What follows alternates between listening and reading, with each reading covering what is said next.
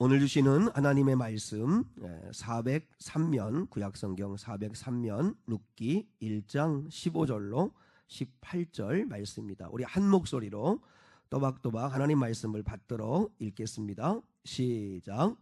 나오미가 또 이르되 보라 내 동서는 그의 백성과 그의 신들에게로 돌아가나니 너도 너의 동서를 따라 돌아가라 하니 룻이 이르되 내게 어머니를 떠나며 어머니를 따르지 말고 돌아가라 강권하지 마옵소서. 어머니께서 가시는 곳에 나도 가고 어머니께서 머무시는 곳에서 나도 머물겠나이다. 어머니의 백성이 나의 백성이 되고 어머니의 하나님이 나의 하나님이 되시리니 어머니께서 죽으시는 곳에서 나도 죽어 거기 묻힐 것이라. 만일 내가 죽는 일 외에 어머니를 떠나면 여호와께서 내게 벌을 내리시고 더 내리시기를 원하나이다 하는지라.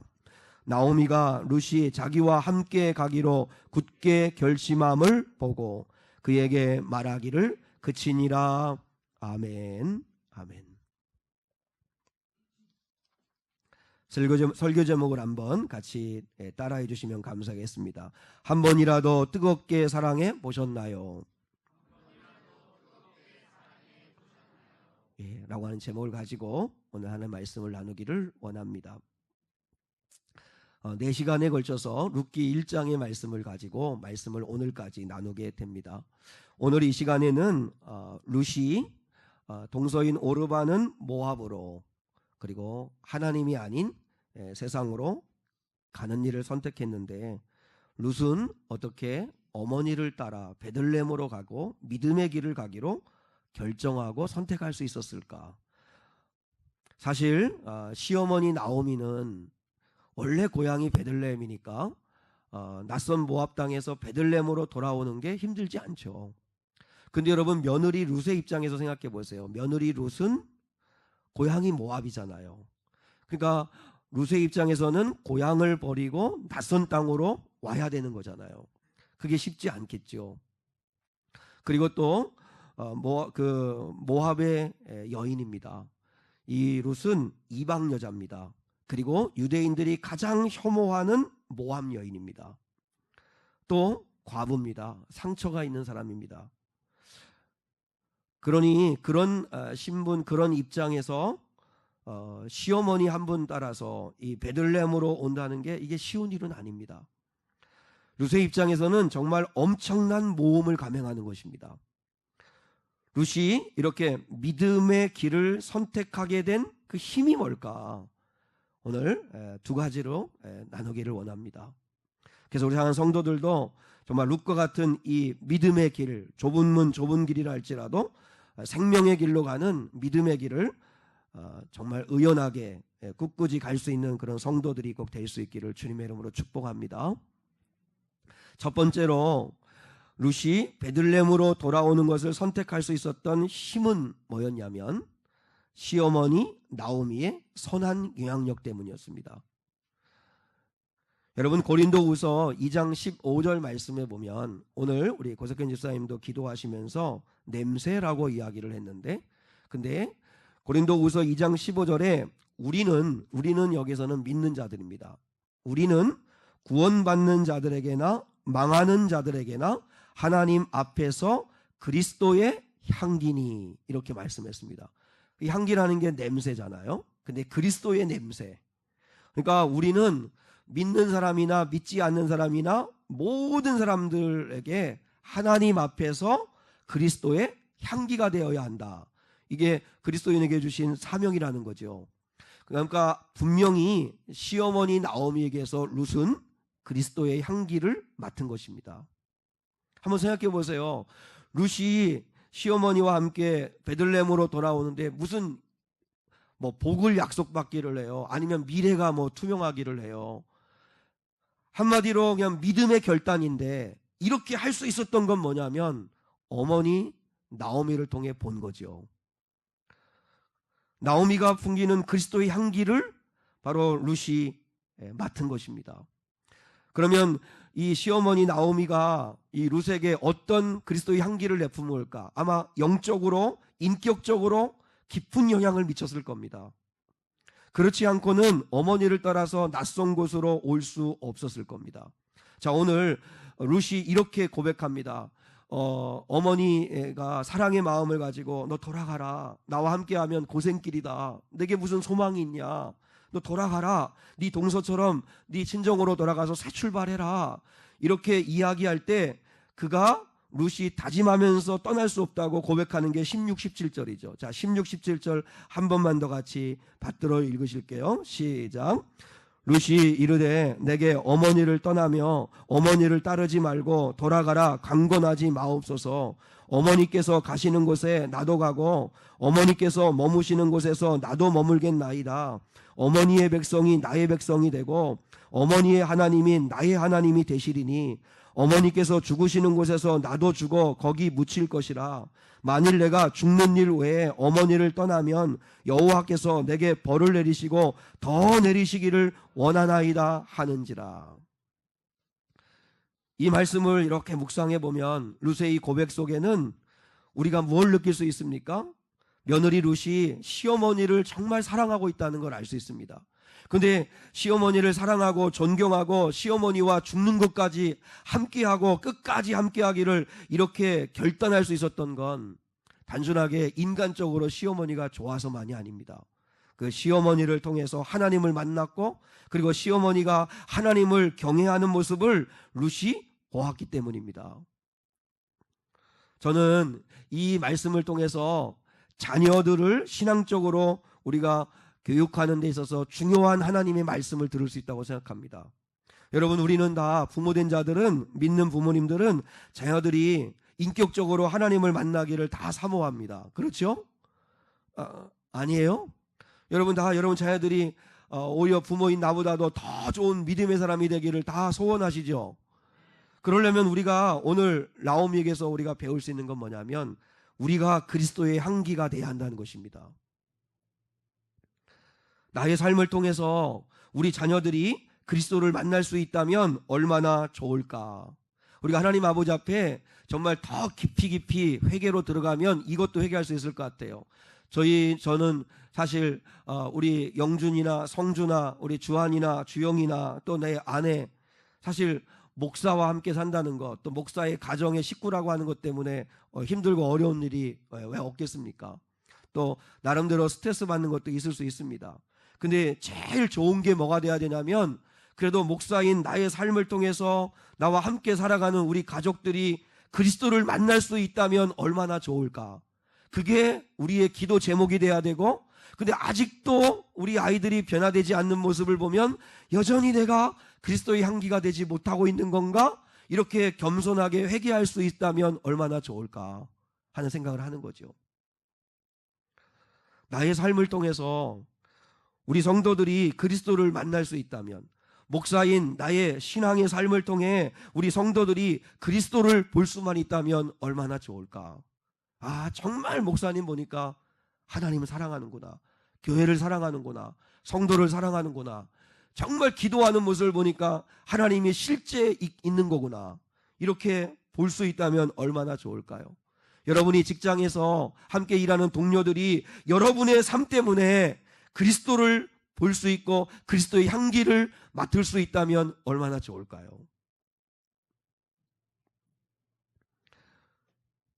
여러분, 우리가 이게 기도의 제목이 되어야 하고, 오늘 시어머니 나오미에게서 우리가 배울 수 있는 중요한 영적 가르침이라고 생각합니다.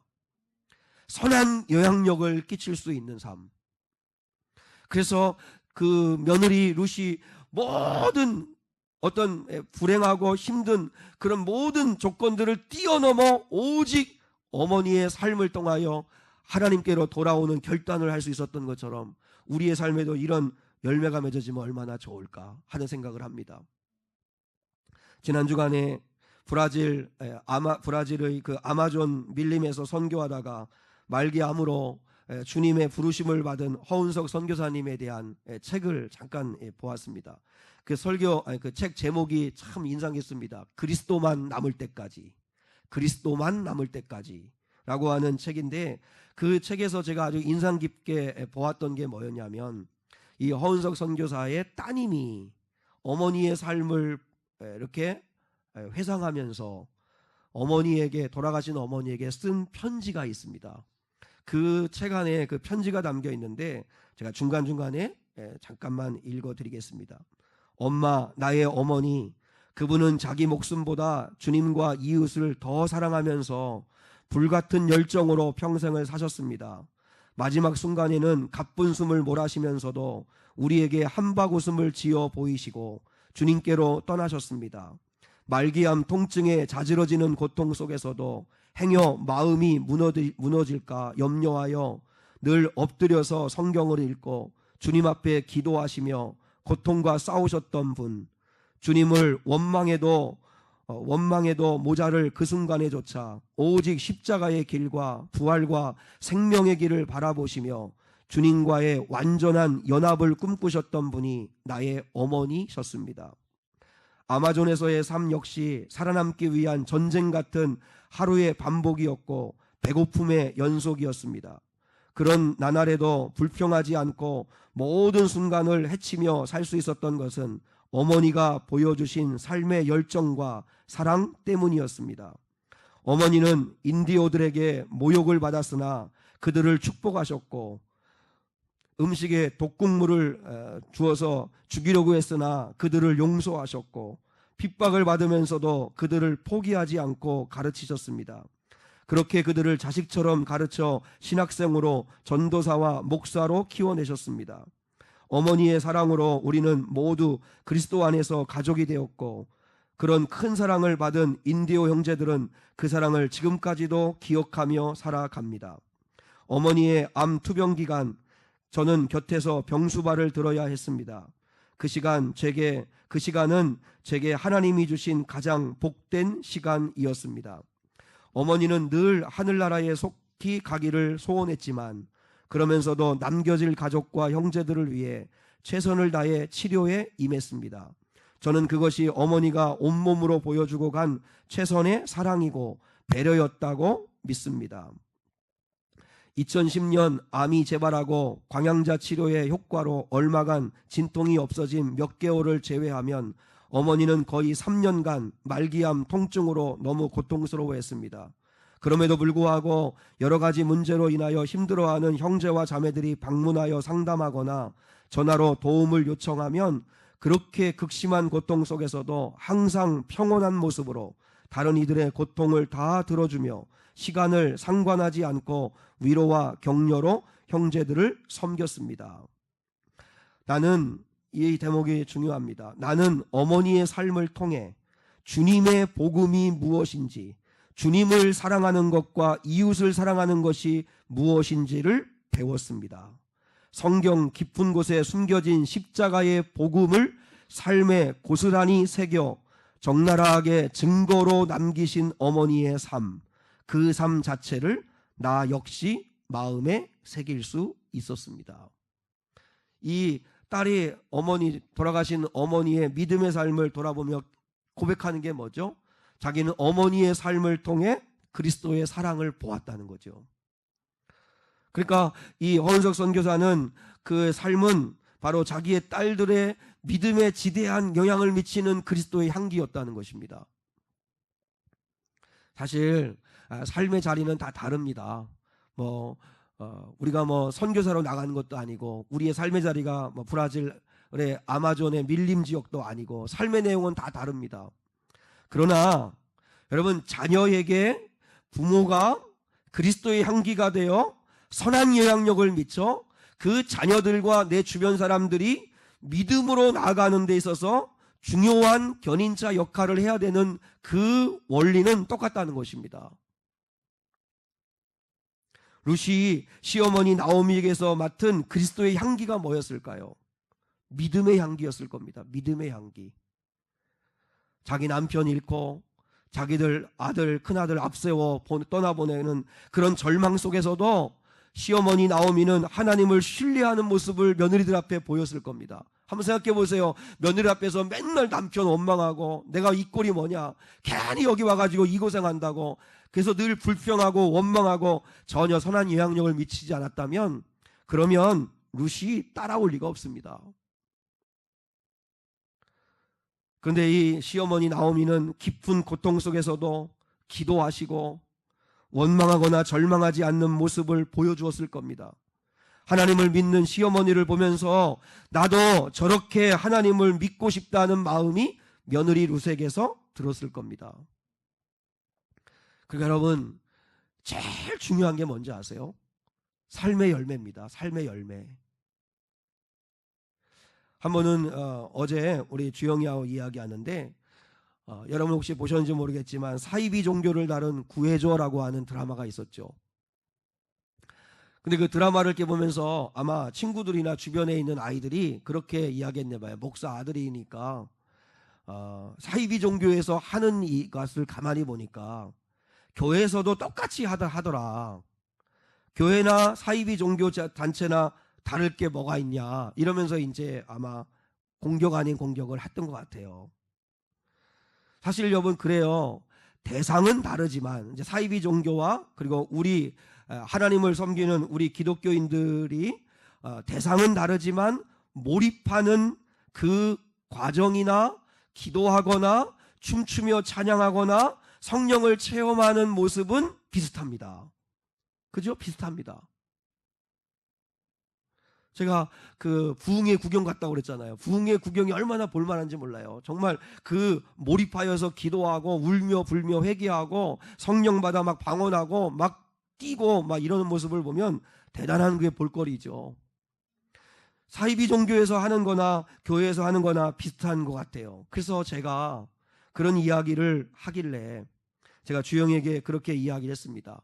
몰입하는 모습이 비슷할 수 있다. 그러나 중요한 게 하나 있다. 중요한 게 뭐냐면 그 이후의 삶을 봐야 된다. 삶을. 만약에 아빠가 교회에서 설교는 사랑의 언어로 설교하고 그리고 막 1시간, 2시간씩 기도하고 그리고 집에 와가지고는 막 폭언하고 욕하고 신경질 내고 폭력을 막 행사해서 집안을 막 지옥처럼 만들면 그러면 무슨 그게 믿음이겠냐. 그건 순 가짜 아니냐. 그러니까 중요한 건 그 사람의 삶을 봐야 된다. 삶을. 뭐 교회에서 몇 시간 기도하고 뭐 성경 얼마나 읽고 은사를 얼마나 받고 그러니까 사랑하는 성도 여러분 우리도요 성령의 은사가 중요한 게 아니고 진짜 중요한 건 성령의 열매입니다. 사랑과 희락과 화평과 오래 참음, 자비, 양성, 충성, 온유, 절제 이런 인격적인 변화가 있느냐 그게 진짜입니다. 하늘을 오르락내리락 하는 그런 신령한 은사를 받고 말은 독설적이고 이기적이고 자기밖에 모르고 물고 뜯고 도무지 용서할 줄도 모르고 희생할 줄도 모르고 그렇게 살아가면 그럼 여러분 그건 가짜죠. 그건 성령의 은사 받은 게 아니라 마귀의 은사 받은 겁니다. 중요한 건 뭐예요? 삶의 향기예요. 삶의 열매예요. 삶의 열매. 그래서 우리는 이 싸움 해야 됩니다. 이 싸움. 사랑하는 성도들이요 우리는 무엇보다도 성령의 열매를 맺어야 합니다. 성령의 열매. 구원받았으면 당연히 구원받은 사람의 삶이 나타나야 합니다. 사랑하는 여인이 한 남자를 만나 결혼해서 그래서 임신을 하게 되면 그때부터 몸에 변화가 일어나듯이 예수의 생명을 잉태했으면 그때부터 반드시 드러나야 됩니다. 드러나야 됩니다. 그리고 바뀌어야 합니다. 근데 오늘날 우리 한국교회 구원론의 문제가 뭐냐면 믿음은 강조했는데 행함을 강조하지 않았어요. 믿음과 행함은 하나였는데 예수 믿으면 구원받습니다. 예수 믿으면 구원받습니다. 이 믿고 은혜로 구원받는 것만 강조했지 그 다음 얘기를 안 했어요. 그러다 보니까 믿으면 되지. 한 번 믿으면 영원한 구원이지. 나는 구원받아 이러면서 삶은 어떻든 관심도 없었어요. 근데 그건 잘못 가르친 거였어요. 진짜 구원은 믿었으면 그러면 살아야 합니다. 살아내야 합니다. 구원받은 자답게 살아내야 합니다. 여러분 우리는 그래서 반드시 예수를 믿으면 드러나게 되어 있습니다. 드러납니다. 감출 수가 없습니다. 사랑에 빠지면 그 사랑이 드러나게 돼 있잖아요. 감출 수가 없습니다. 예수를 품으면 그러면 감출 수 없습니다. 드러나게 되어 있습니다. 사랑하는 성도 여러분, 여러분이 말해서 드러나게 되어 있습니다. 예수를 모신 사람은 말에서 드러나게 되어 있습니다. 표정에서 드러나게 되어 있습니다. 한번 생각해 보세요. 교회에 예배하러 갔다 온 사람의 얼굴이 일그러지고 짜증나고 그리고 입에서 불평 원망이 터져 나오면, 아휴, 교회 뭐 하러 가나? 저렇게 교회 다니고 난 안 다니겠다 하는 말이 절로 나오지 않겠어요? 그러니까 교회 다녀온 사람의 얼굴 표정은 기뻐야죠. 그럼 도대체 교회에 뭐가 있길래 저렇게 점심을 맛있게 주나? 도대체 왜 이렇게 교회만 갔다 오면 싱글벙거리고 감사가 나오고, 물론 그 약효가 오래 가지는 못해도 그래야 되는 거 아니에요? 그래서 교회만 갔다 왔다 하면, 엄마 아빠 교회만 갔다 왔다 하면 오늘 하루는 우리 집안이 천국 이렇게 돼야 되는데, 교회만 갔다 왔다면 집안이 지옥이고 잡고 이러면 이거는 곤란하죠. 여러분, 예수님을 모셨으면요, 어떤 일을 결정할 때 반드시 드러나게 되어 있습니다. 그리고 불의 앞에서도 드러나게 되어 있습니다. 술자리에서도 예수를 모신 사람은 드러나게 되어 있습니다. 한번 생각해 보세요. 루시 시어머니 나오미에게서 믿는 자의 아름다운 모습을 보고 믿음을 가진 것처럼, 또 허은석 선교사의 딸이 어머니의 삶을 통해 그리스도를 본 것처럼, 우리의 사명이 뭐예요? 보여줘야 합니다. 예수님을 삶으로 우리가 보여주어야, 그래야 그리스도의 향기로서의 선한 영향력을 나타낼 수 있는 줄 믿습니다. 둘째로, 루시 어머니를 따라 베들레헴으로 돌아온 이유는 따라하겠습니다. 사랑하기 때문입니다. 다른 이유가 없었습니다. 사랑하기 때문이었습니다. 어머니를 사랑하고 하나님을 사랑하기 때문이었습니다. 저를 향한 성도들이, 룻은 오르바처럼 계산 안 했습니다. 내가 어머니를 따라가서 베들레헴으로 가면 어떤 삶이 펼쳐질까? 그래서 주판을 두드리고, 근데 계산기를 쳐보고, 그리고 내가 신정으로 돌아가면 내 삶은 어떻게 될까? 계산하지 않았습니다. 룻이 베들레헴으로 돌아오면 좋아질 거라고 생각하지 않았습니다.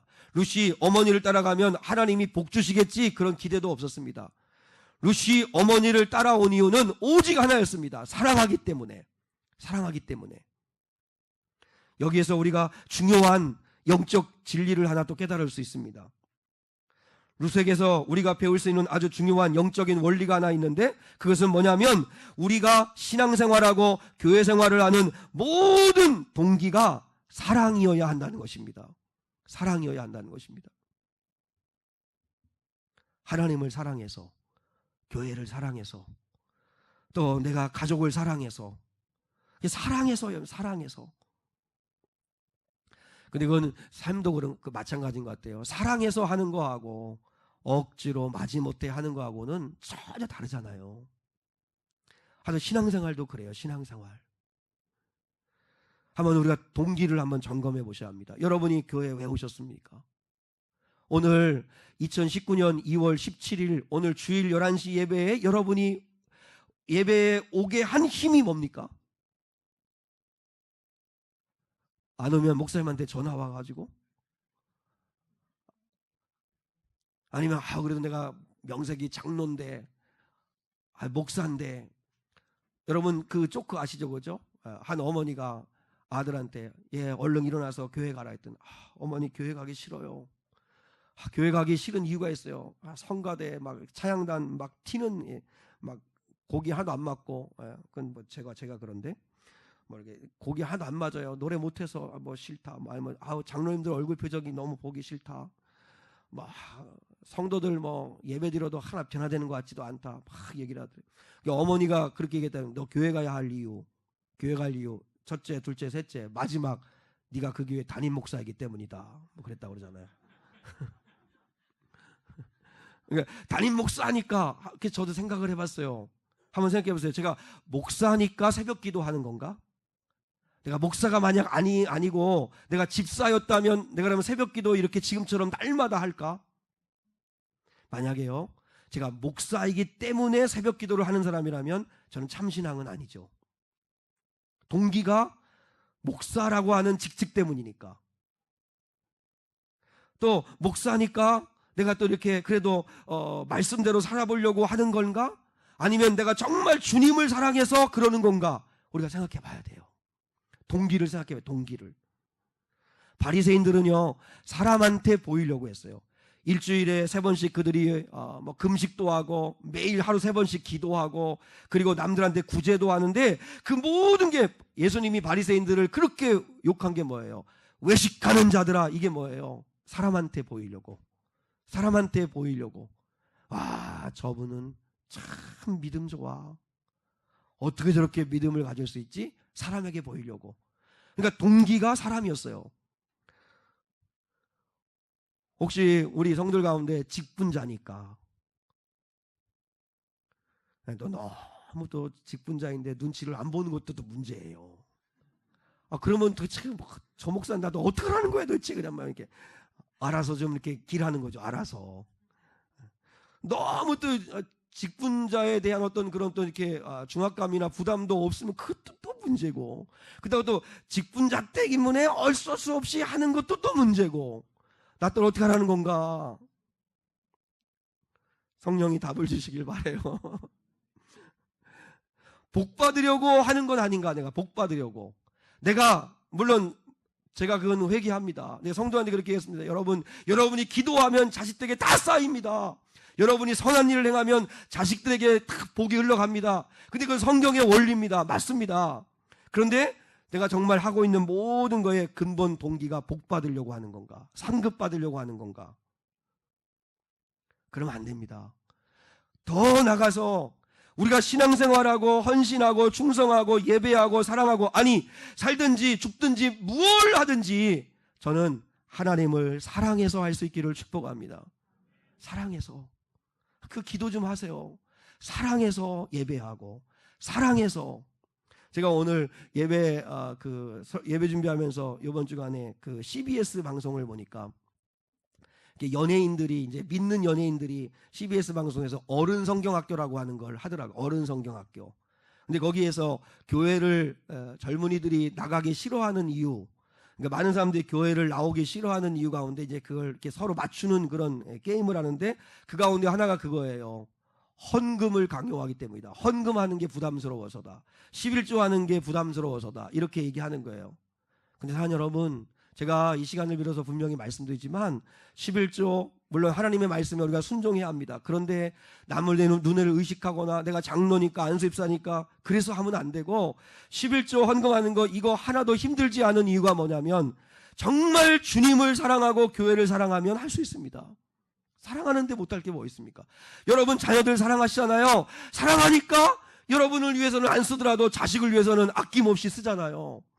똑같은 원리예요. 그러니까 사랑하게 해달라고 기도하셔야 합니다.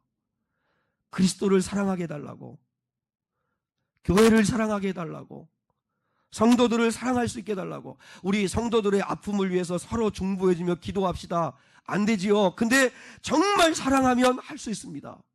사랑하면. 요한복음 13장에 예수님께서 내가 너희에게 새 계명을 주노니 서로 사랑하라 그럽니다. 저는 그 말씀을 읽고 묵상을 하면서 큰 은혜 받았습니다. 여러분, 그 말씀이 이렇게 되어 있습니다. 내가 너희에게 새 계명을 주노니 서로 사랑하라. 내가 너희를 사랑한 것 같이 너희도 서로 사랑하라. 주님이 서로 사랑하라고 앞뒤에다가 이렇게 말씀하세요. 한번 여러분 옆 사람에게 그렇게 인사하겠습니다. 서로 사랑합시다. 서로 사랑하라고 했어요. 주님이 내가 새 계명을 준다. 그러니까 주님이 새롭게 계명을 주는 거니까 얼마나 좋은 계명이에요. 모세가 4,000년 전에 시내산에서 받은 10계명과는 또 다른 주님이 직접 주시는 계명인데, 내가 새 계명을 주는데 서로 사랑해라.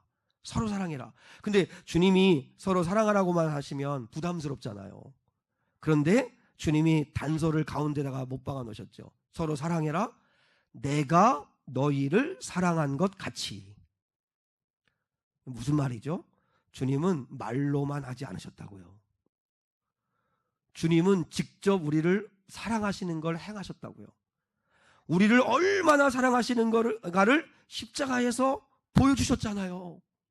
내가 너희를 사랑한 것 같이 너희도 서로 사랑해라. 그러면 사랑 못할 게 없어요. 힘들 게 없어요. 왜 사랑하는 성도 여러분, 마리아가 향유 옥합을 깨뜨려 전 재산과도 같은 자기의 결혼 미천인 그 옥합을 깨뜨려 드릴 때 가룟 유다는 노발대발하면서 성질을 막 냈을까요? 가룟 유다하고 마리아하고 똑같이 주님과 함께 있는 사람들인데 왜 가룟 유다는 노발대발하고 마리아는 향유 옥합을 깨뜨려 드릴 수 있었을까요?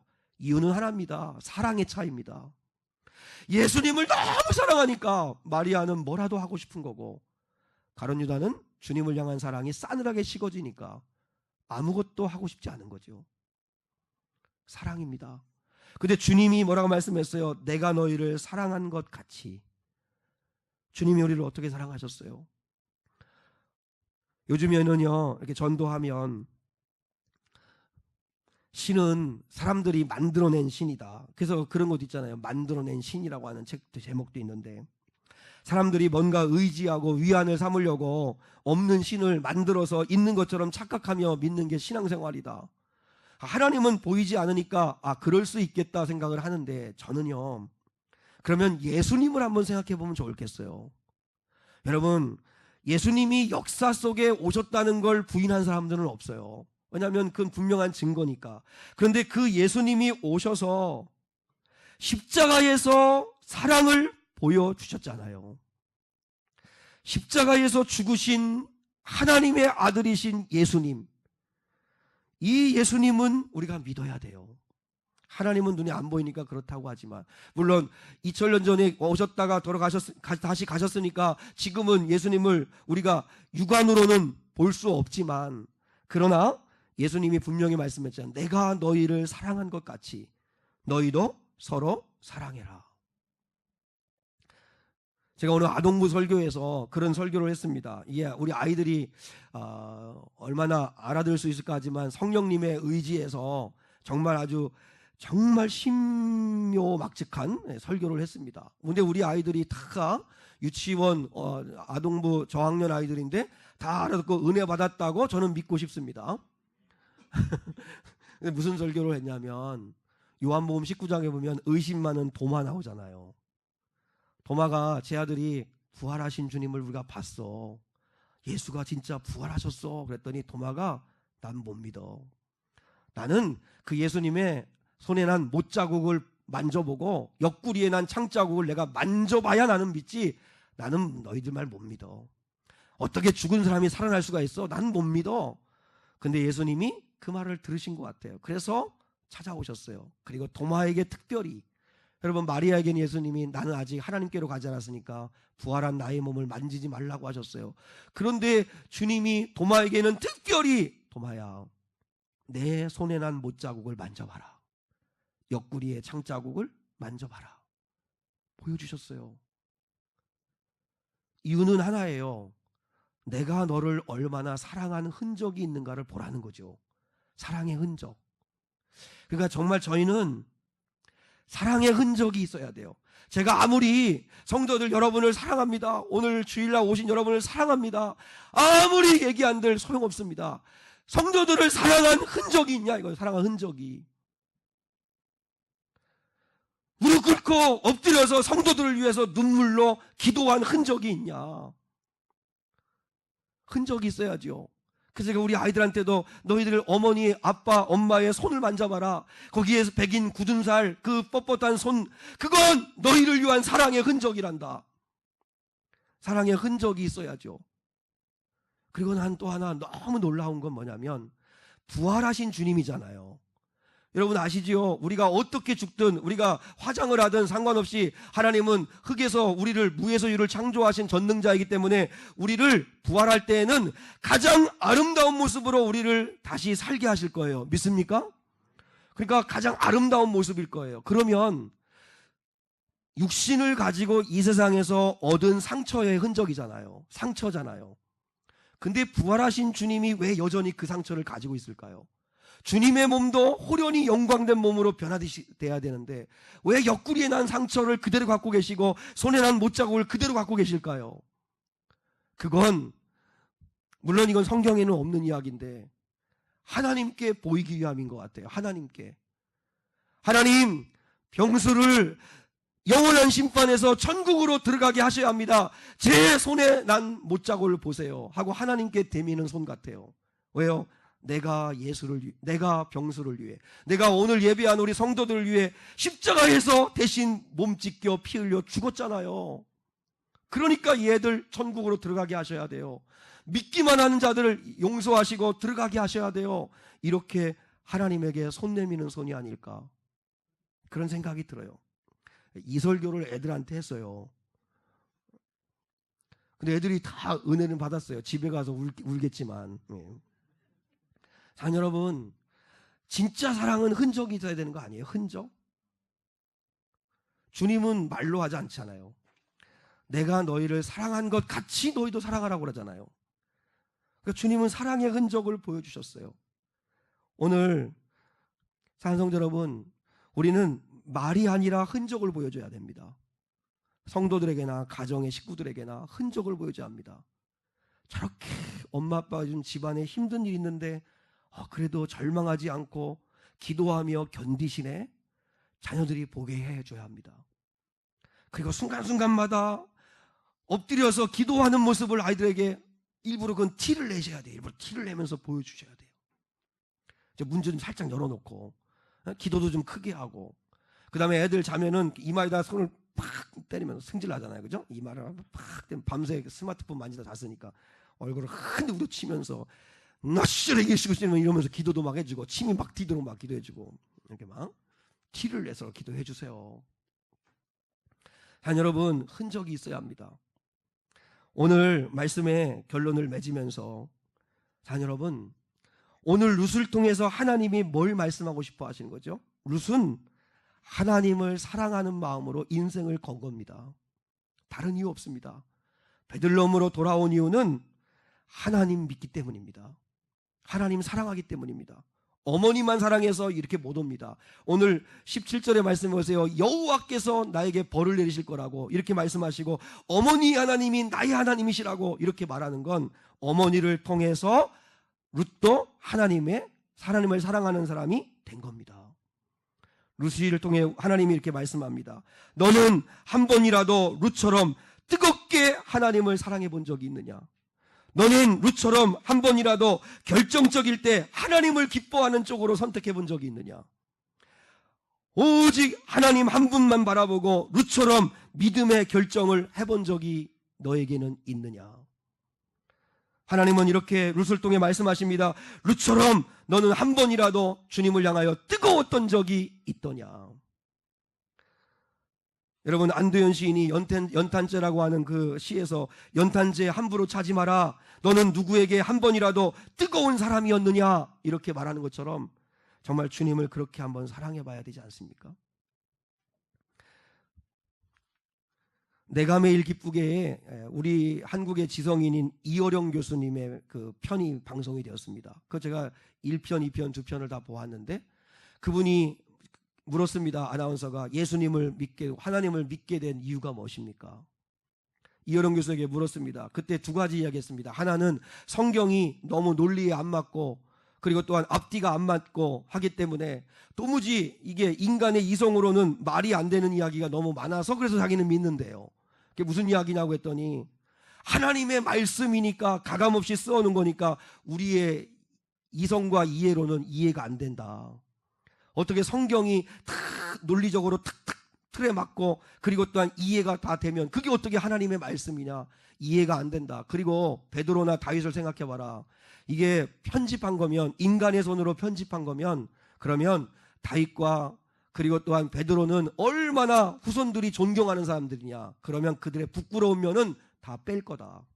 다윗이 그 밧세바와 함께 간음한 죄, 그리고 또한 베드로가 실수해가지고 예수님을 3번이나 부인한 거, 이런 것들은 사람이 편집한 거면 뺄 거다. 그게 인지상정이다. 그런데 그대로 가감없이 들어있다는 이야기는 하나님의 책이기 때문이다. 자기는 그래서 믿는데요. 그리고 또 하나는 자기의 딸 이민아 목사님이라는 분이 있죠. 자기의 딸 때문이라는 거예요. 자기의 딸이 외롭고 힘들고 괴로울 때, 말기암이 주는 진통으로 말미암아 밤을 새워가며 고통의 나날을 보낼 때 육신의 아버지인 자기는 하나도 해줄 수 있는 게 없더래요. 그런데도요, 자기는 돌아보면 딸에게 껍데기 아빠였대요. 그런데 딸에게는 진짜 아빠가 있었대요. 그래서 그 딸이 지난밤에 막 새벽이면 새벽 2시, 3시면 진통이 온대요. 그러면 진통을 겪고 아침이 돼서 아빠에게 전화하고 아빠를 이렇게 보면, 그래도 어제는 사탄의 가시가 조금 약하게 왔어요, 이렇게 웃으면서 이야기하면서, 그러면서 지난밤에 그 고통 속에 괴로워하는데 그때 나와 함께 하신 진짜 아빠 이야기를 계속 하더래요. 우리 아빠가 나와 함께 하셨고, 그리고 이런 말씀을 주셨고, 내가 기도했더니 이런 은혜를 주셨다고, 그 진짜 아빠에 대한 이야기를 막 계속 하더래요. 진짜 아빠가 누구예요? 하나님이요, 하나님. 하나님 얘기를 하더래요, 하나님. 그 아픔 속에서 육신의 아버지인 자기는 아무것도 딸에게 해줄 수 있는 게 없었는데, 그렇구나, 진짜 아빠인 하나님 아버지가 고통 속에 있는 딸과 함께 하셨구나. 사망의 음침한 골짜기를 걸어가는 딸과 함께 걸어가 주셨구나. 그 아픔 속에서 위로해 주셨구나. 그래서 딸을 통해 하나님을 보았대요.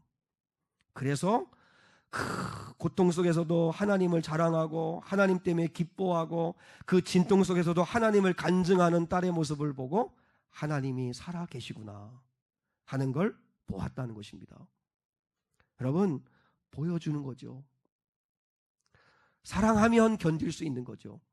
저는 우리 사랑하는 성도들이 먹든지 마시든지 공부하든지 일을 하든지 예배를 드리든지 놀러 가든지 직장 생활을 하든지 뭘 하든지 예수님을 사랑해서 할 수 있기를 축복합니다. 사랑해서 해야 합니다. 사랑해야 하는 마음이 아직 뜨겁지 않으신 분들은 한 번이라도 주님을 좀 뜨겁게 사랑할 수 있게 해주세요.